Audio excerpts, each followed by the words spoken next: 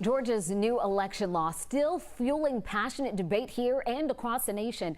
Opponents say it's more restrictive, reducing access, particularly for voters of color, through actions like limiting ballot drop box hours. But supporters say it increases election security and fairness through changes like new voter ID requirements and absentee ballots. Today, I had the opportunity to speak one-on-one with Georgia Secretary of State Brad Raffensperger about his thoughts on the law and what it means for his future. There's several reservations. I have about a few items in the bill, and then there are some very positives. The number one positive is that we're moving away from signature match. We had been sued by both the Democrat Party and Republican Party.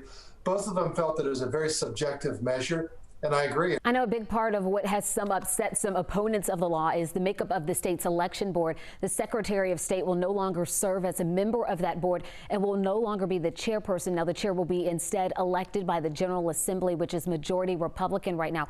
What are your thoughts on lawmakers removing the Secretary of State from that role, someone who's elected statewide by voters? Since 1960, the Secretary of State from both parties, Republican or Democrat, has chaired the state election board, an elected official responsible to the voters. You are now putting an incredible amount of power on the state election board, far more than it had before, with now an unelected board member. The board chair will now be unelected, unaccountable to no one other than the General Assembly. So if the voter is not happy with the decisions that are made, who do they hold accountable?